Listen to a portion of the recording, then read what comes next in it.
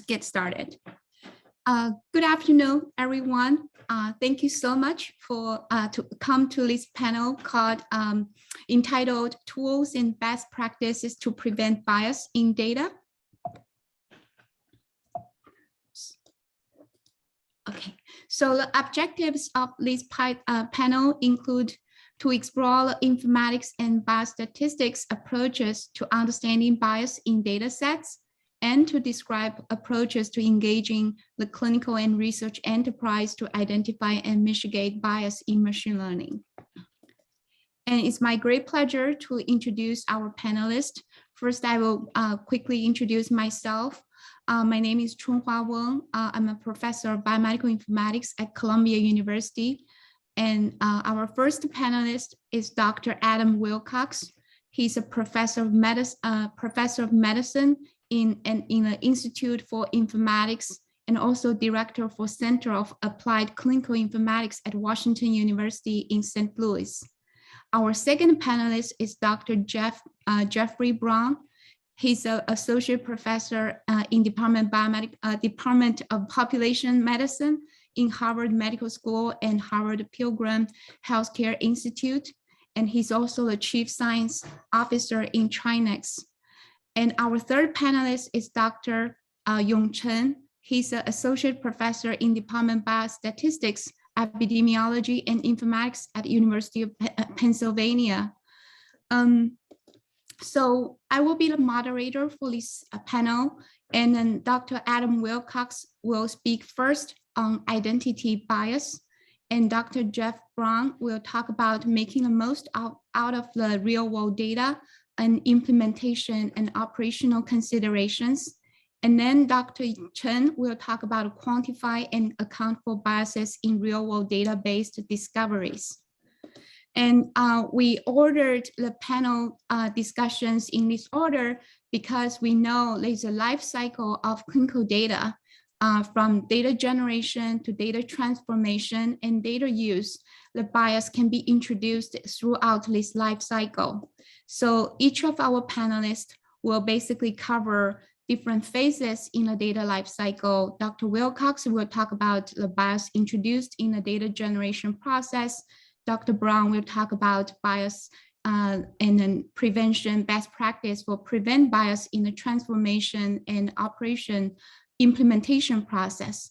And Dr. Chen will talk about correcting bias and preventing errors during the data use from the research perspective. So without overdue, I'm going to turn to our first panelist, Dr. Adam Wilcox, to talk about data identity bias. So I will stop sharing and turn this to Dr. Wilcox.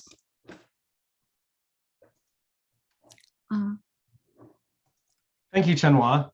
It's great to be here, just doing the classic Zoom checks. Can you hear me? Great.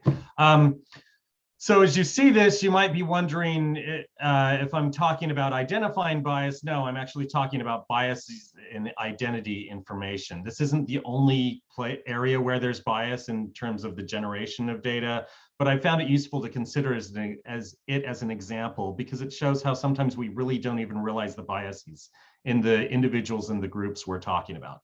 I'm going to start with a first example that came in in 2015. I was working at that time at Intermountain Healthcare. One of my colleagues there, Dr. Sid Thornton, was overseeing the Enterprise Master Patient Index maintenance. And what was interesting in Intermountain Healthcare is that they'd invested a lot in making their EMPI as accurate as possible.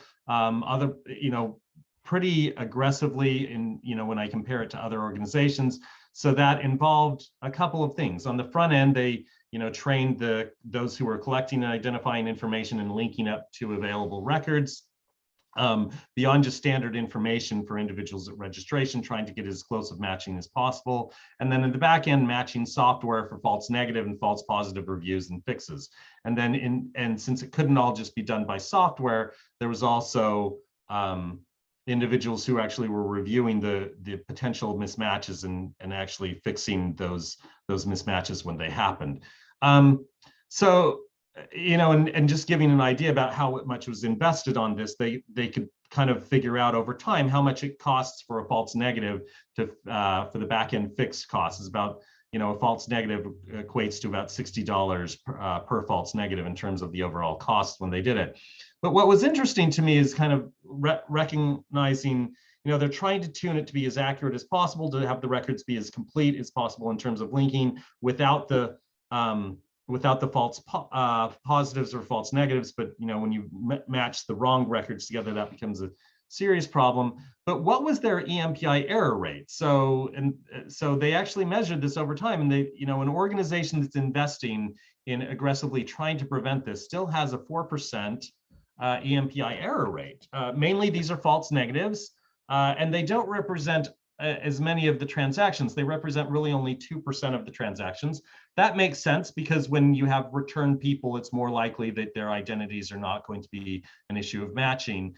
But and so that you expect it to be lower. But the more fascinating part is this last point that's shown here, is that the errors are happening on the identities that are most fragile. So the individuals who are coming in new to the institution, the individuals who where the data, where you haven't established a good relationship in terms of linking of that patient, or where they're from populations that often have high disparities, and where, just in terms of linking and spelling of different nationalities of names becomes kind of a challenge for different registration clerks and for the process itself. So it's, in terms of those identities that are most fragile, it can be as high as 10% in some clinics or areas or demographics, which, when I think about that 10% in terms of the EMPI error rate, that becomes something that, wow, like how can we trust this data in terms of its longitudinal aspect of it? It really kind of creates an important understanding of that, especially when it's, we're talking about an organization that was investing heavily in trying to make sure this doesn't happen, that there still existed this error rate, and most importantly, this error rate wasn't just at random. It was biased towards the places where it was most, where it could become most challenging. Let me give another example.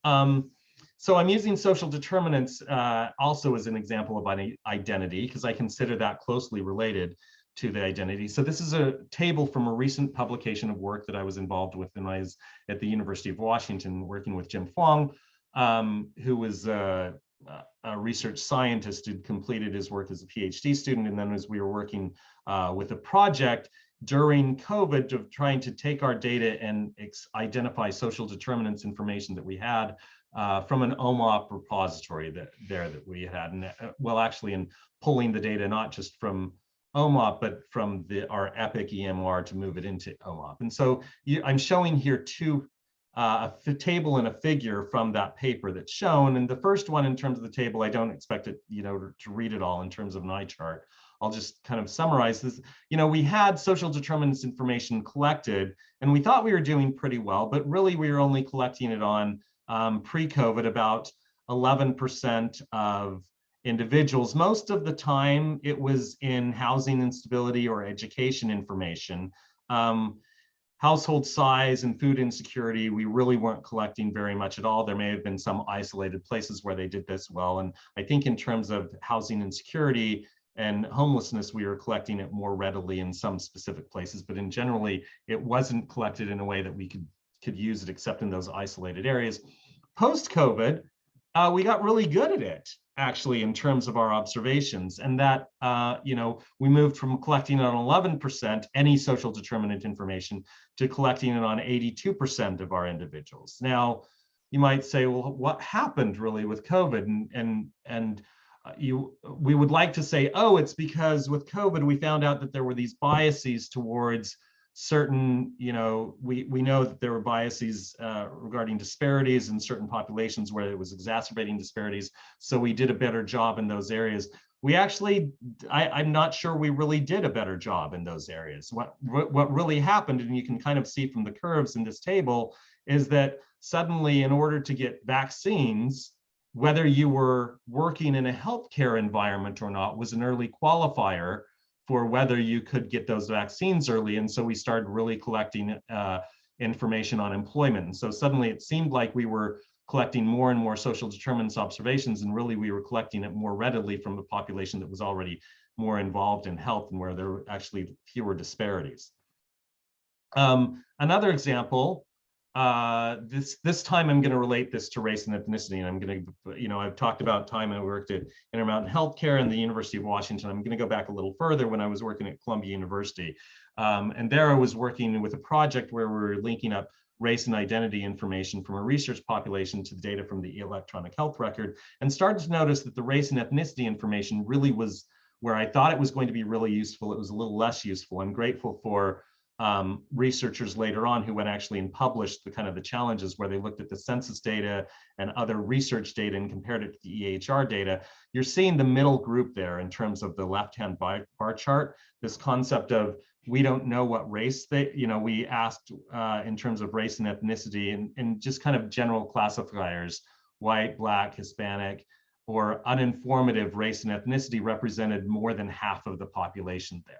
Now, why was this? Was this because we didn't have good training in terms of our registration, or was it that the concept of race and ethnicity was a little different for a Dominican population in New York City than maybe it was for a different population in other parts of the country, maybe in California or Texas?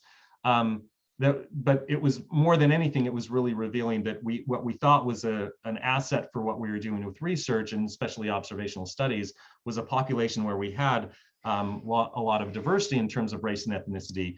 The data that we had within our electronic health record representing that was really not high quality enough to use. And then, so that's the study on the left side. On the right side, I think this one was done in Boston, noticing that the issues were different, but the biases were at least in the same direction, even if they weren't to the same magnitude.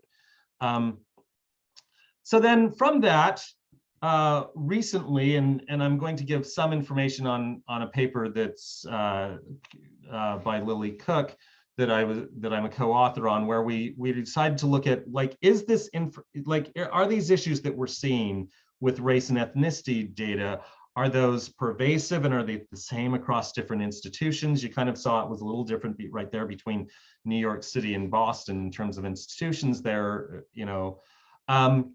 and so we had this opportunity with the National COVID Cohort Collaborative, where data had been centralized for COVID research across a lot of organizations and data taken from electronic health records, where we're able to try and look at the quality of one of the core pieces of information that we wanted for research, was just race and ethnicity. And so we looked at that issue of, are we seeing the undocumented or uninformative race and ethnicity documentation on that? And so without giving it away, and I encourage you when this is published and presented to attend, kind of see the degree of this, we noticed three things. Number one, the challenges of race and ethnicity data quality are pervasive, meaning that it was pretty, institutions generally all had some issues regarding that, but they were inconsistent. The problems that they had weren't the same across each institution, but unfortunately, in each case where there were these problems,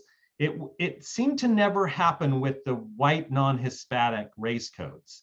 Those were collected, it seemed, more specifically where there were the uninformative, where there wasn't clarity in terms of races it was documented. It was usually more affecting the races that were associated with disparities. And so that's what I mean by exacerbating. And so it's not, these are problems and there's a percentage that, there's a rate at which they're prevalent, but the prevalence is actually not the most important part. The problem is that it's exacerbating. And so as I presented these, I really didn't show tools to prevent, but useful examples of how we've been able to identify this issue. And these studies, I think, are good examples. Knowing is the first part of that, but later on, and we're not doing this right now, and if you can think about questions, what are the problems that are caused by existing bias in data quality for identity information, and what needs to be done with the data to address these biases? And at that point, I'm going to stop and turn it over to the next presenter. So thank you so much, Adam. Yeah, we will come back to your questions after all the presentations. Our next speaker is Dr. Jeffrey Braun.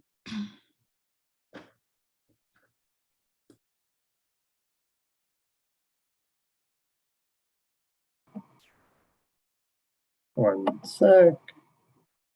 Jeff, we lost your slides. Yep. They'll be back. Okay. It's because you lost my voice. Now we are seeing your screen. Yes. There we go. Sorry about that. I couldn't unmute all at the same time. Thanks, Adam. That was awesome. It's always something. It's just a great way of looking at the data. So these are fun. So, excuse me. I'm going to take about 15 minutes. I was going to talk about data quality issues, and I have 20 years of making mistakes and seeing data quality problems and hours to talk through. But I changed my mind and I decided I'm going to focus a little bit more on operational issues and how to use the data, and use it, whether it's EHR or claims data, how to use it well, and how to avoid problems. I will remind us that we're not the first ones to do this. This is a paper from 1973 that was using Medicare claims data for population health surveillance. So we should just remind ourselves that there's a long history of using electronic data. Again, these are claims data, Medicare claims. So there's a long history of using the data. There's a long history of methods for how to best use it and to avoid bias and to really generate information and evidence out of these data. And we should just be cognizant that to look to the past to help us. So my framing, so I've been doing this for about 20 years or so. And where I have been sitting for my kind of career in this space is trying to answer questions that are impossible to answer in any single data source. So that is my frame. And I spent about the past 15 years, 16 years working on these research networks. And I listed some networks from FDA Sentinel to CoreNet are kind of the ones that I'll just say I was there in the beginning. The very beginning of building those, and worked in a lot of these other networks here and there, but that's my frame. And I do think it's important that we think about how to collaborate across institutions, because size matters often in answering some questions. And just like N3C, pulling data together across institutions allows research to be done that you just can't do alone. So there's great opportunities, but it's actually pretty hard. So I want to start with don't blame the data. I think all data come with potential bias, and they all come with, the data aren't causing the issues that I see. Usually it's the users. So I'm going to almost blame us for some of the issues that I see or that appear. I don't think it's a matter of trying to fix the data. The data that have been already collected as of today are what they are. We're not going back to fix them. There's all sorts of issues in them. There are plenty of women coded with prostate cancer in our data. It's just the way it goes. So we just have to learn to use the data appropriately and know when to avoid asking some questions that just can't be answered. I think there's an issue of researchers. We researchers often introduce bias and other issues that might be confounding or just confusion really in how we operationalize and how we implement studies. So things like immortal time bias, that's not the data's fault, that's our fault, right? Healthy user biases, how we calculate person time. I've spent most of my career doing pharmacoepi and vaccine and drug safety. So that's where my framing comes from. That's why I'm using these as the examples. I think where I see mistakes arise are misunderstanding of data capture workflow. Why was data captured? Mismatch of data and methods. A little bit about phenotypes can be really important actually, right? And variable levels of data curation. And those things together can create mistakes, but if you really understand them, it's not a problem. And I wanted to also mention, just because the nature of the session, kind of touch on race and ethnicity and how they're captured. And look, in the end, age is actually pretty good, except there are situations where you can't really do some work on infants and the old. So you have the two extremes. You often have to obfuscate data depending on your data source and when you're sharing data. just happens. In the data, sex is usually sex assigned at birth. Sex and gender are often used interchangeably. Very few places are actually collecting gender. Some are, and it's growing. The value sets are variable. When trying to do that, we should just be cognizant of it. Ethnicity, the government says thou shalt collect it, and it's collected. So it's always collected the same way. Whether it's not missing is different, but that's how it's collected. I have seen scenarios where institutions try to, they estimate or they basically guess your ethnicity based on your last name and where you live. And they're doing that mostly to help them with their marketing material, right? So they want to know who speaks what language. They just want to know the languages that their members speak. But sometimes that can sneak into data sets and you don't know that that's how it got there, which can be trouble. It really will sneak in as race. And race is really tricky. It can be simple and it can be really bad. Just go look at CDC and HL7. I did it last night. Just search for race value sets, CDC, HL7, and then you'll shake your head. I can't make this up. You know, I started as chief science officer at Trinetics about 5 weeks ago, and literally yesterday, this was our press release. So I had to put it here that we're, as a company, trying to identify, we released the diversity lens, but what are we trying to do? We're trying to identify underrepresented patient populations in clinical trials and try to help companies find these populations using EHR data. So it's just a use of these data for EHRs for research. I'm going to give a couple of examples. The literature that I'm showing is not a literature, it's not thoughtful literature review. These are just papers that I was probably either was an author on or was friends with the authors. So I just thought they were nice examples. On the left is a paper that we did with FDA, trying to identify why 2 studies that we thought should have given the same exact result gave slightly different results. The paper on the right is recent, and Adam's one of the co-authors with me. I think it's a really great paper of just how do you create data sets. I'm going to talk to the one on the left. When we did this comparison to try to see why we got different answers where we thought we'd get the same answer, it turned out that how you handle day 0, so day 0 is a pharmacoepi concept, it's the index date, and what do you do with the index date, and how you stockpile, I'll give you the example of stockpiling, were the 2 really important factors in why we got different answers. But it can ask me about day 0 in the Q&A if you'd like, but I'm going to talk about stockpiling. This is the dispensing example, doesn't matter. Prescription example would be pretty much the same, but this is pretty standard. Someone shows up and they get a product dispensed, it's a 30-day supply, but they come early. So is this 83 days? So they picked up their prescription a little before it ran out. Is this 83 days of exposure or is it 90 days of exposure? Both are answers, depends how you're going to do it. Here's another example. This is also very common when there's a gap between the end of your day's supply and when you pick up the next dispensing. What do you do with those gaps? So now maybe it's 98 days of exposure. Remember, this matters for vaccine, well, for drug safety in this example. So what do I do there? You often add an extension to an exposure because people might have drugs still in their system. There's lots of reasons to add extension. So it might be 108 days of exposure.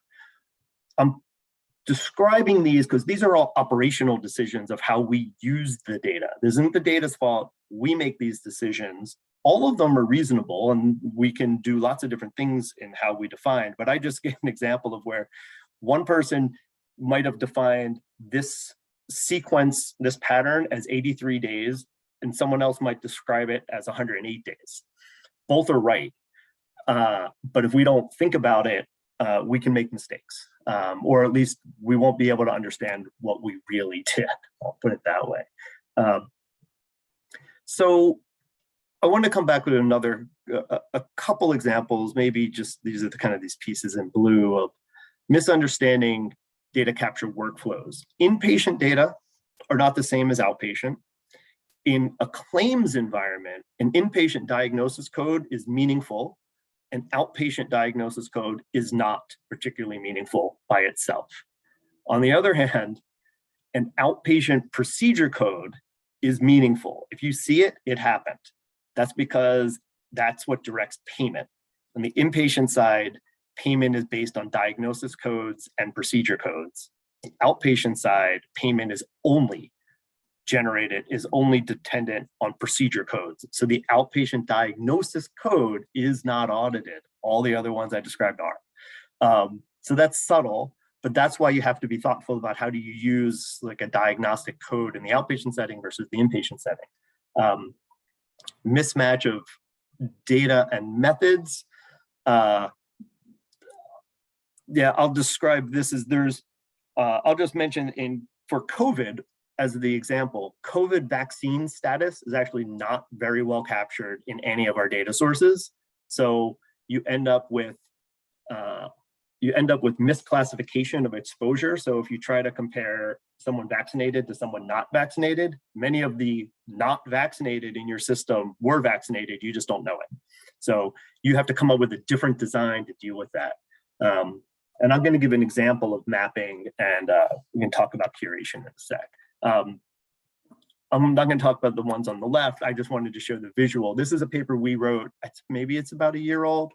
And what we were doing is ICD-9 to ICD-10 mapping and using the standard CMS mapping tool, and then showing trends, whether it was prevalence or incidence, and using different kinds of mapping approaches. There's simple forward mapping and there's forward backward mapping.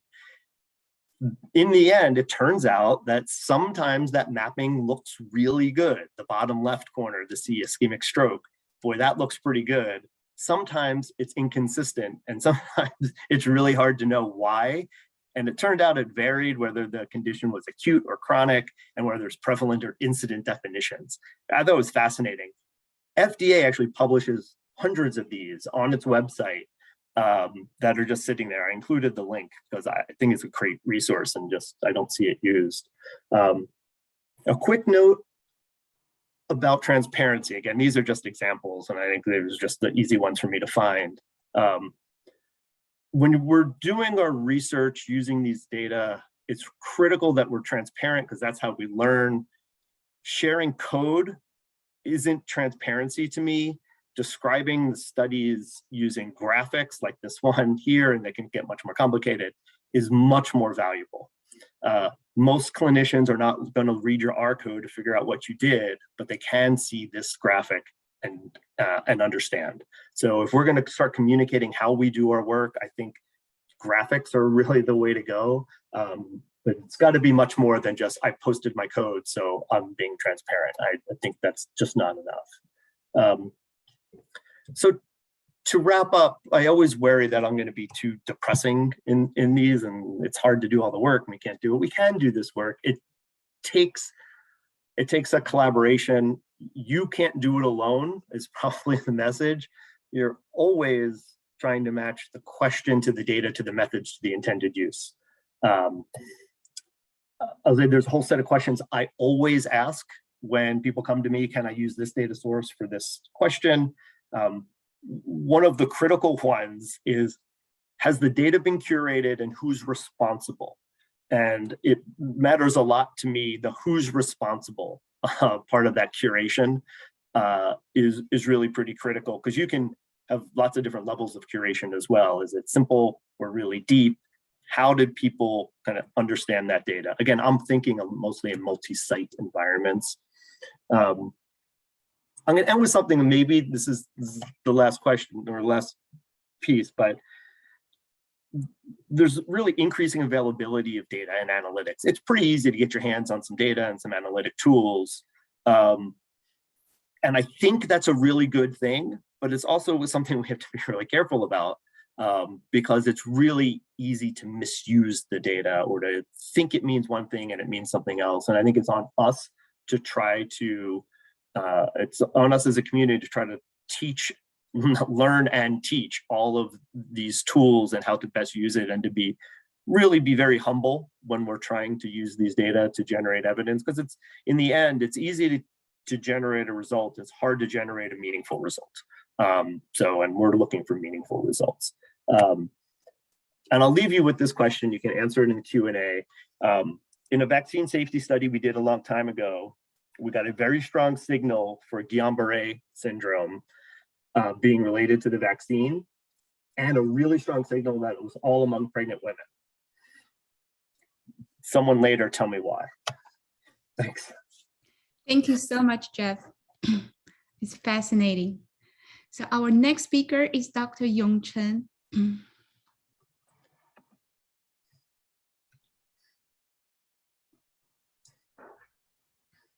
Okay, can you see my screen? Yes. Great. Yes, my great pleasure to share with you what we have been working on. And thank you, Chunhua, for having me here. And I'm a statistician by training. So, but I want to share with you my experience as a statistician collaborating with informatician for almost 10 years, what we have been thinking about quantifying and accounting for biases in real-world data-based discoveries. So I think the discussion about the general reproducibility of scientific findings has been there for a long while, and it goes far beyond just real-world data-based findings. And so, as Jeff said, this really, to tackle those difficult problems, it really takes concerted efforts from people from very different disciplines and work together, and also trying to understand each other's jargons and trying to help these reproducibility issues. And today I'm going to focus on real-world data-based findings.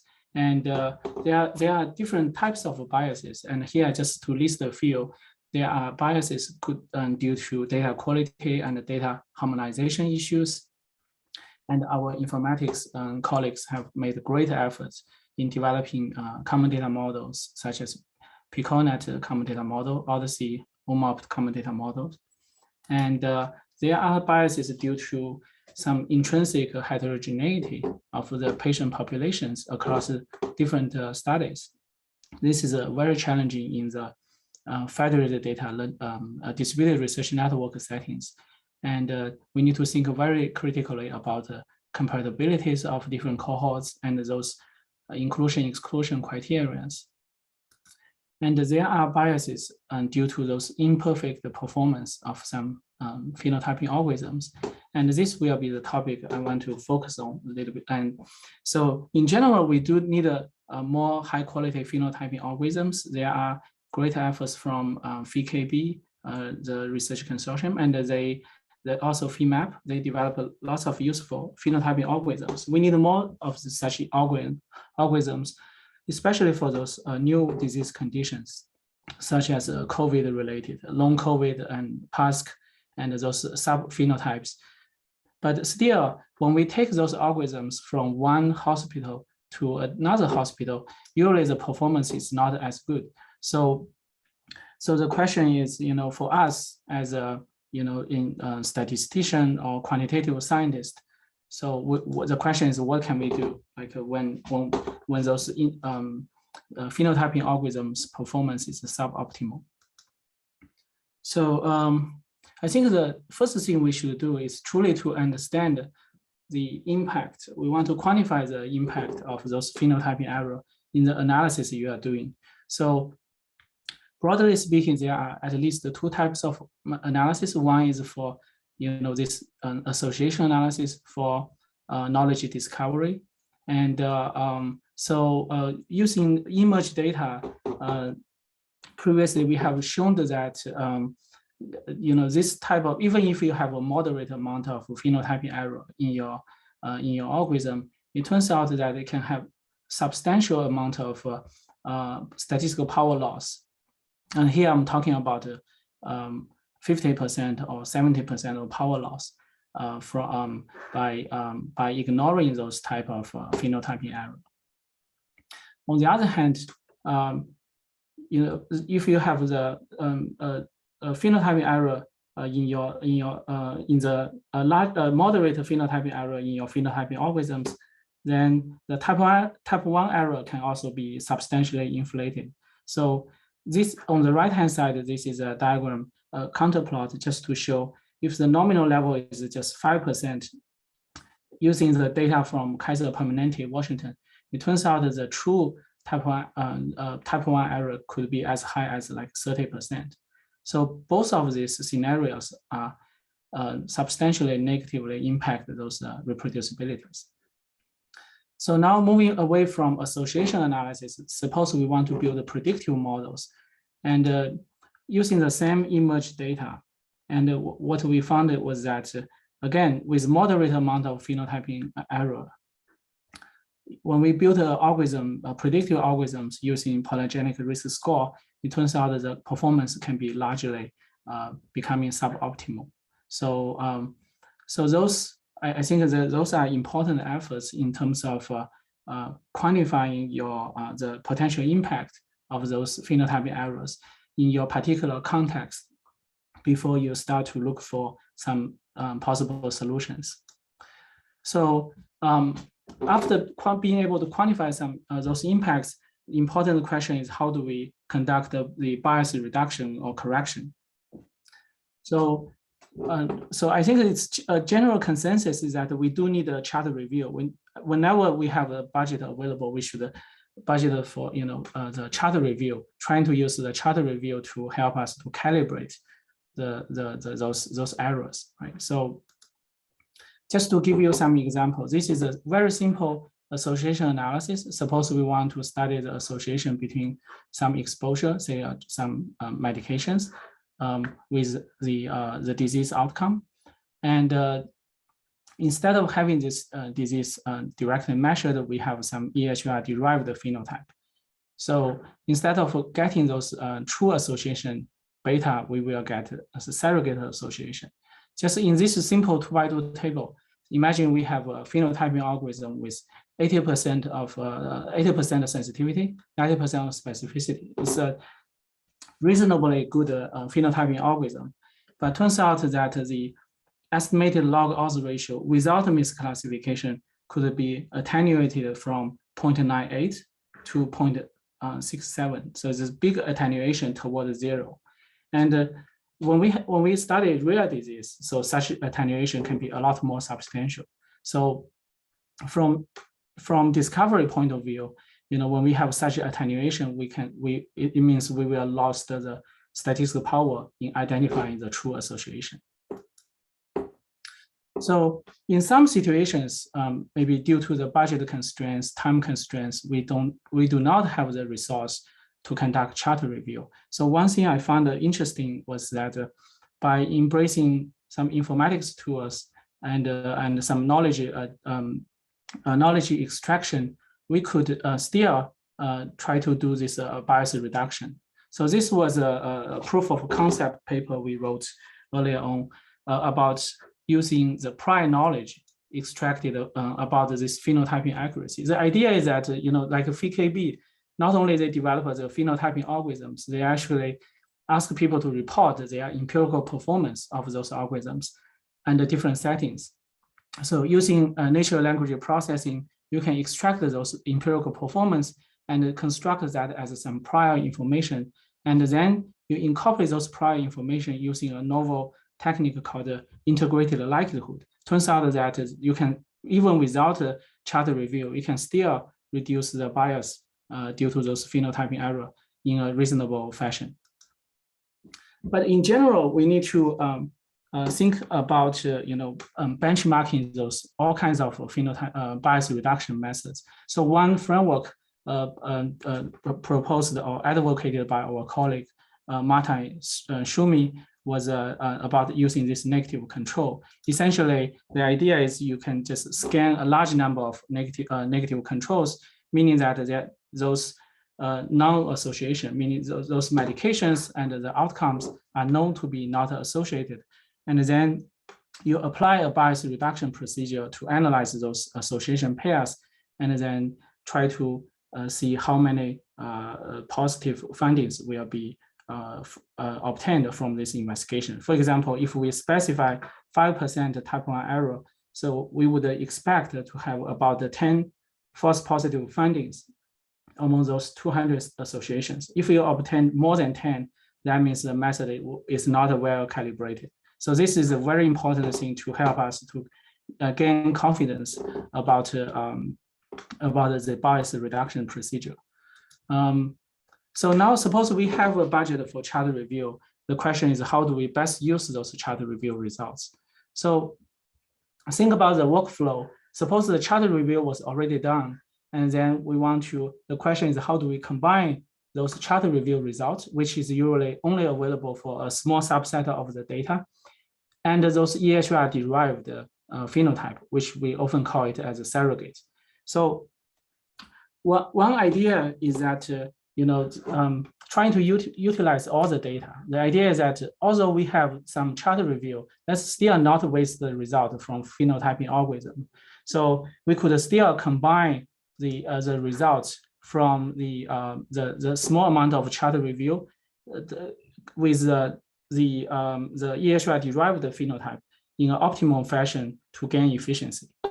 So that's a scenario that you can only have the chart review conducted for a subset of patients. But if we are involved in an earlier stage, for example, if we have some liberty to work with all the investigators to design the chart review, so that actually can give us a lot more freedom because we can design some data adaptive procedure to conduct the chart review. So for example, for rare disease scenarios, obviously, if you conduct a chart review for a random subset, it's not very efficient. So we need to have some sort of case enrichment. So in this study, what we did was to conduct sampling based on the surrogate outcomes results. So you basically do a stratified sampling for the positive outcome of this EHR-derived phenotype and the negative outcome among those based on this surrogate EHR-derived phenotypes. So then it turns out that this can substantially improve this efficiency in terms of the chart review. And if we also think about the statistical efficiency in this procedure, then we can develop those multi-wave sampling. The idea is you can sample the data and then conduct some chart review and then refit your model and understand your cohort a little bit more. Then you just trying to predict the most informative patients to be chart reviewed. And then ideally you can do this iteratively using some active learning fashion. And this would be optimal. So in general, I think bias reduction, even for this phenotyping error alone, still lots of work need to be done. And we just scratch the surface. But there are many important issues associated with that, not only the outcome, but also the exposures, such as smoking status extracted by algorithms. They can be grossly inaccurate. And also the missing data is a very important issue. Like there's lots of informative visits, informative missingness. So those are missing not at random. So I do think that it really needs a concerted effort for people from different areas to talk to each other and to work together. So with that, I'm going to stop and ready to answer questions. Thank you. Thank you so much. Let's give our three panelists a round of applause. Thanks them for the great presentations. I want to say this is the best panel I ever moderated. Everybody is so punctual. So now we are moving to the discussion phase. We have 15 minutes. I know Adam has some questions and Jeff also posed a question. And I saw some questions, answers in the chat. So Jeff, shall we, Adam, shall we raise your question first? Yeah, Shanwa, let me actually put them in the chat. So I had them I had both of them listed, but I think it will be better if I kind of put them in the chat, and that may give an opportunity for other presenters, if they had questions like that, to put them in just as a start. But this is a question I wasn't intending to answer. This is a question I was, I mean, I have my own answers to it, but it's going to be much more useful if other people comment on it in terms of a discussion. So Yeah, I gave Adam's examples of the question. existing bias. So. So the question is, what are the problems caused by the existing bias in data quality for identity information? What needs to be done with the data to address these biases? Yeah, so to give context again, I gave an example of where there are certain populations and the term that Sid Thornton had used was fragile identities, but there are certain populations where, you know, up to 10% of them, we don't have the matching correctly. There's populations where, you know, where we think that we have race and ethnicity information and we don't have that, especially, you know, where in areas where it's just not identified well. And I think Jeff kind of talked about that a little bit in his. And then in terms of social determinants, you saw that we actually weren't collecting social determinants in a structured way at a level that's very useful, except for in cases where there was a very specific drive for it that can be explained by that bias, but probably a bias, you know, I didn't say specifically, but I think it was biased towards healthcare workers in terms of collecting it. And, you know, once that requirement for that vaccine went away, I don't think we were updating people's employment information during the Great Resignation. So as an example.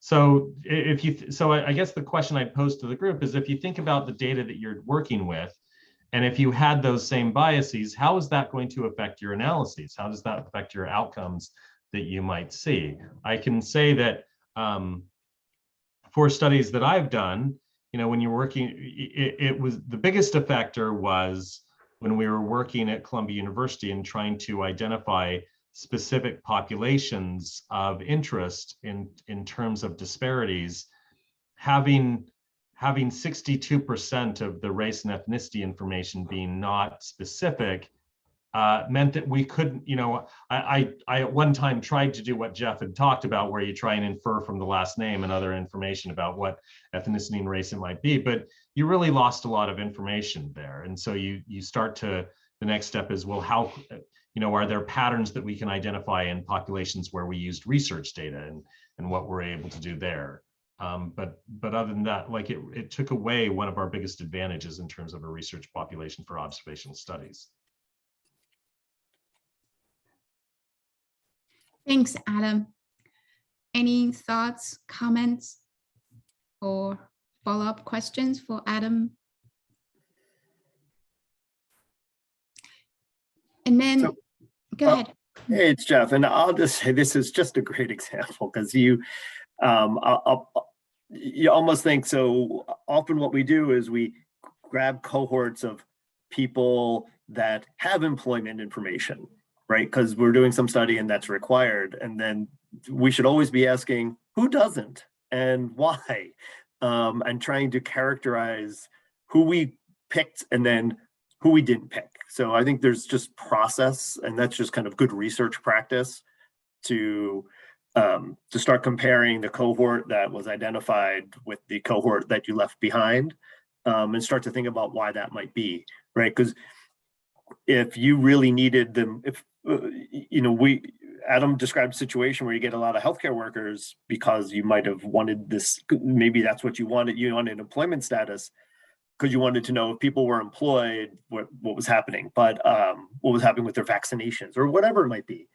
And you'd find out that, well, 100% of the people with employment status were vaccinated. Well, right. Well, that's a confounding problem. And you know, maybe the system knew it because the people in that system knew what was going on. The problem arises when you throw that database over the wall to someone else to try to use it, and they don't have that internal knowledge. And if you break the bond and you don't have someone to call, sometimes that can create some trouble. But it's always looking at that, who'd you leave behind? And, you know, we do things like, well, I'm only going to pick the people that have, you know, non-missing race data. Well, that's a problem. And because what was going on there? I'll say I did review a paper recently that was showing they were trying to show differences in prevalence. And Adam, you might have been a reviewer. I forgot. But it was trying to show differences, and they were trying to combine data across multiple health systems within an area, and they got different prevalence rates for people, because some people were seeing their providers in different systems, and some of those people linked and some of them didn't. It's the people who didn't link were these people who showed up only one time in one place, and most of their care is over here and it's only one there. And so you got this mismatch of linking, which generated different rates of a prevalent condition, depending on how you did it, how you looked, and where you looked, and who linked and who wasn't. And so again, you can't fix it, but you can start to think it through and make sure you're at least understanding what you're doing. And that's the fun part of all this. That's why, I don't know, this is why I love the space, because that you got to think it through. And like yeah, no, that's a great example, Jeff, because it would be very reasonable for someone to try and do a study saying, you know, are there differences in rates of vaccination among different employment, you know, employment levels and stuff, and they might look at that social determinants and say, well, it seems like you're collecting it pretty regularly here, without recognizing that you're only collecting it for people who are coming to be vaccinated. Exactly. Or you know, or something like that. And so suddenly it's, you know, well, it's 100%. And so I think that, you know, as a researcher, you have to test those feasibility a lot and look at those trends. Like, how does the data change over time? And also, what are the, you know, we saw a lot of tools there in terms of showing the temporal changes of data collection. We saw tools in terms of showing the distributions and comparing them to the census data in terms of race and ethnicity and stuff. And I think those can be really useful for biases. But I'll stop there because I think someone had their hand up. Yeah, I saw Matt has a hand up. Matt, do you still want to ask your question? I think one of the issues is that some of these things you might be able to sort of systemically determine whether we believe it will or will not have a bias. But most of these things we're not even going to recognize. Once we recognize that there is a differential collection of data, you still have no idea if that actually has bias. And I think another problem is, even if you determine that this particular sort of skewed collection of data does not include bias, you can't really distribute that information. We actually looked at the systemic mismatch of geocoding, and to determine whether there was actually a clinically different something clinically different about patients whose addresses didn't automatically geocode, because there are patterns. There are rural routes, there are star routes, there are homeless shelters, there are institutions, there are addresses within our organization, like my building is listed as somebody's home address. And we showed that there wasn't actually a bias or a systemic difference in the actual clinical characteristics of those populations, but nobody cared. We couldn't publish that anywhere. Yeah, I think so. That's a great comment in terms of the goals of what you're doing with the observational data and what you can do at the end of it. And I liked how Jeff was talking about, like, you know, putting it on where's the problem. You know, I wouldn't call us the enemy, but we're definitely part of the problem here. If we take the goal of how can I publish observational research and stuff, it becomes a very, you know, knowing how you have to validate all that data and show the statistics that it's not biased in some ways.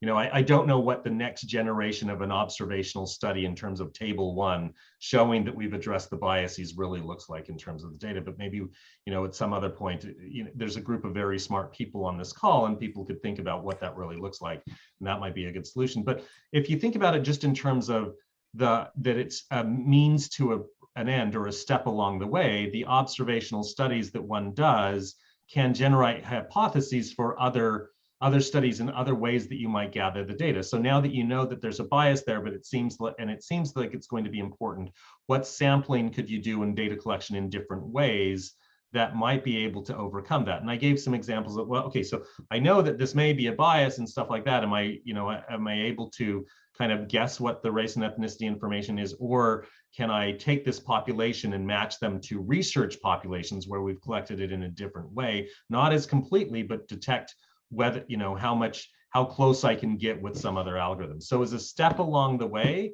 I think it's helpful as a place for you know, publishing for observational studies when those biases exist. I don't think we have the methods fully defined yet. And I proposed one right there is figuring out what the ideal table one looks like for observational studies with secondary use of data. Thanks, Adam. So Dan, go ahead, ask your question.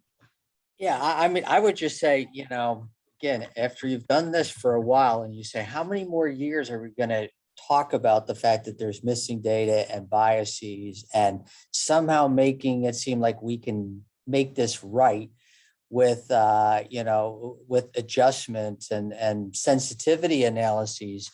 And we haven't even brought up the fact that, you know, what do you do with somebody that has been seen 10 times in your system and has 5 different, you know, race and ethnicity classifications, right? And this is something, it's important for health systems.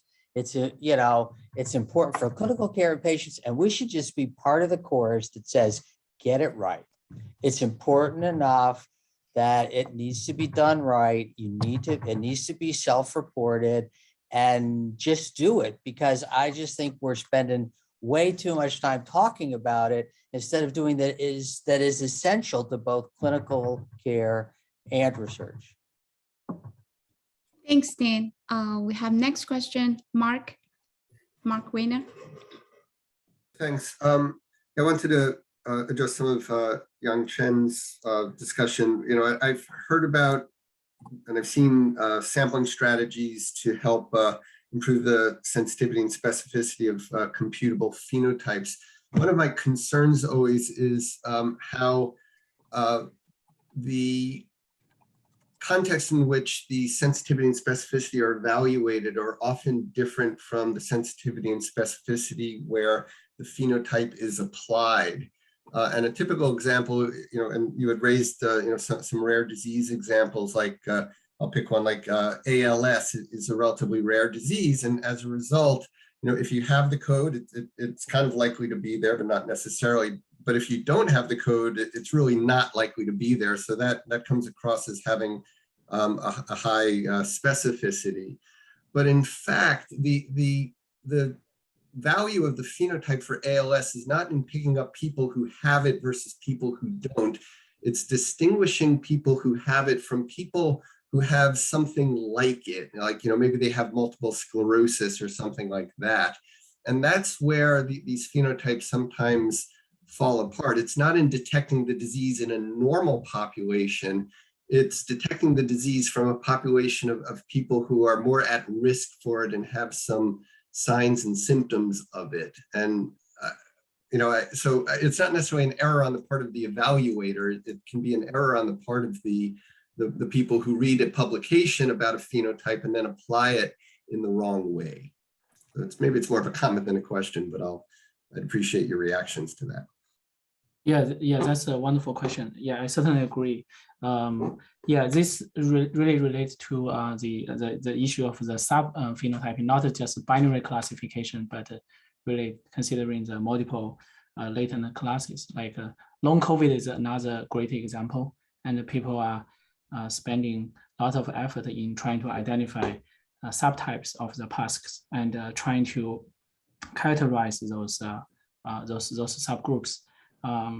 Yeah, and back to your question about this different performance, people always talk about the fine tuning of the algorithm using your local data, but I think statistically, I think the next big thing for us as a statistician or computer scientist, informatician to think about it is trying to leverage some wisdom from transfer learning. I think there's lots of good stuff in the transfer learning domain, and we can try to think about how to still use what has been already learned in other databases and trying to tailor to your target population. And also keep in mind that the task is not about binary classification, but it's about more differentiating between those subtle differences, those subtle sub phenotypes. Yeah, I think that's an excellent comment. Okay, so I think we are at the time. I really want to thank our great speakers for the very informative presentations, and thank all the audience, people in the audience for contributing to the discussion. Feel free to connect and then ask more questions. And thank you all for participating.